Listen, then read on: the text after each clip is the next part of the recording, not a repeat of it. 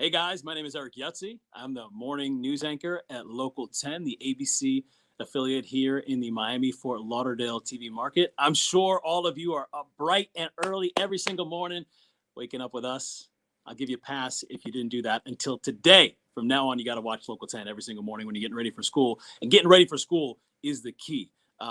What you do throughout the day, what you do, these small decisions you make right now pave the way for what you're going to do in the long run many times. So that's our goal in the mornings, trying to get you and your families and your friends and your loved ones informed with the most important details so they can get their day going.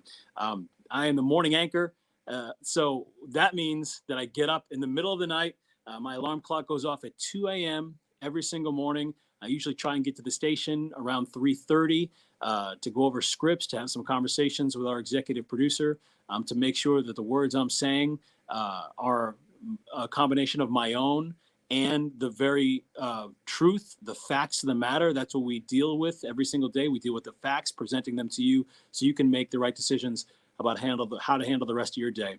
And we go on from 4:30 to 7 a.m. every single morning on Channel 10. We take a brief 2-hour break. We're not off the air for that entire 2 hours. In fact, we check in every 30 minutes with these live cut-ins, and then we go on again from 9 until 10 a.m. And then my day at the station, for the most part, is done. But that does not mean my work is done.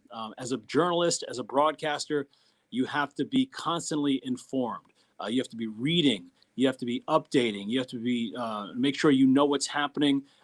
You know who the key players are, not only in the local storytelling world and the news that is shaping your day here in South Florida, but nationally too, because a lot of times that may dictate what happens right here in your own backyards.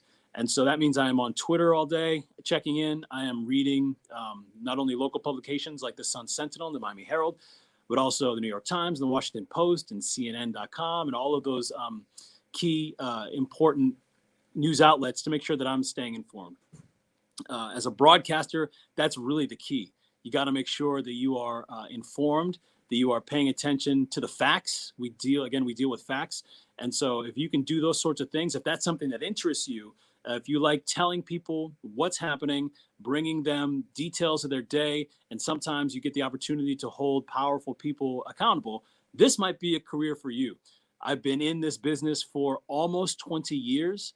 I got my start in a small television station in Dayton, Ohio, and then I moved to Atlantic City, New Jersey, and then I moved to Nashville, Tennessee, and then I moved to Indianapolis, Indiana, and then I moved to South Florida. So that is a pretty typical journey in local television news. You start in smaller cities and you work your way up and up and up to larger cities to where maybe you want to go home.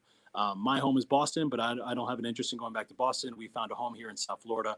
But that's your goal, is to continue to progress to bigger cities, to larger opportunities, to make your name and to tell the stories that matter in those communities. So if you want to get into journalism, you want to get into broadcasting, I highly recommend it, but there's a lot of work along the way. And you got to be willing to move to the middle of nowhere and make $18,000 to $20,000 a year. When I worked in college, I had a part-time job as a waiter at Chili's, and I was making similar money waiting tables at Chili's as in my college years than I made in my first couple of jobs in television. That's just how it goes. And you put in the work, you put in the time, like in anything, and you will eventually progress to the point where your career will grow, and hopefully you will grow with that. A lot of people ask, how do you get into this business? If you want to be a broadcaster, what do you do? Is there a certain set of courses you should take? I majored in communications and marketing in college. That was a good pathway for me, but I'll tell you this, is that it is not essential to have a journalism degree to get into this. There's a lot of very talented and accomplished broadcasters and reporters who do not have journalism degrees. They may have studied political science. Maybe they studied history. Maybe they studied English. Maybe they studied something altogether different, but they found their way into this career because it tends to attract people who like to deliver news, who like to share information. And so that might be a pathway where you say, I don't know if I want to necessarily study journalism. I've got a deep interest in history or political science or English. That's fine. The key is that you continue to work and make progress in your educational goals Try and get the best grades you can possibly get. Try and put the work in as best you can to work your way up to the opportunities where you can do something like this for a living. In terms of what you're doing right now in high school, stay engaged, stay informed. Maybe you've got a school newspaper. Maybe you've got a school television station or radio station. Try it. Look, in this business, like in many industries, you are going to be as good as the work you're willing to put in and the failures you're willing to accept, right? You've got to keep on going. You've got to give it a shot, and maybe it won't work. So what? A lot of things don't work the first time you try it. A lot of things don't work the 10th time you try it. You've got to be willing to get out there and do it over and over again.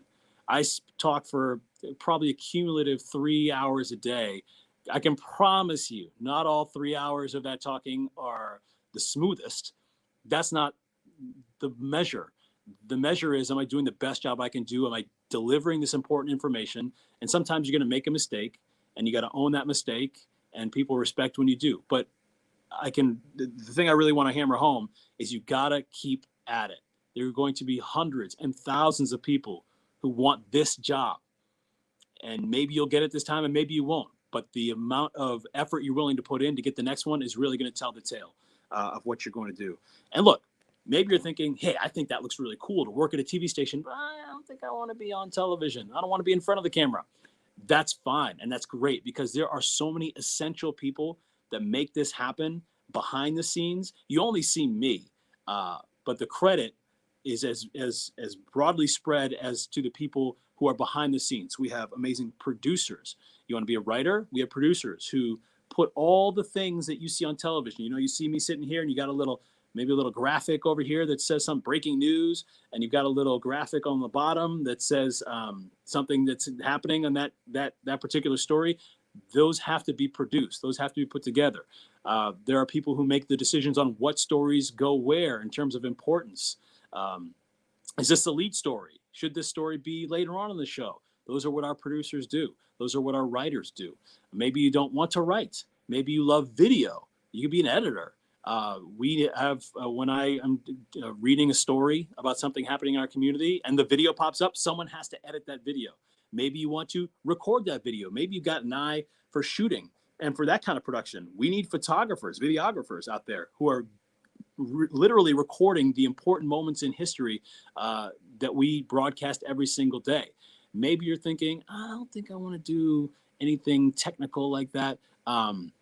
Maybe I'm into marketing. We have fantastic marketing and promotions people here who do their best to make sure that you, the community, know the work that we are doing on a daily basis. And maybe you're thinking, I don't know about that, but I really have a business interest. Sales is what keeps this station and keeps television stations across the country running. You need great salespeople. So really, any level of interest that you have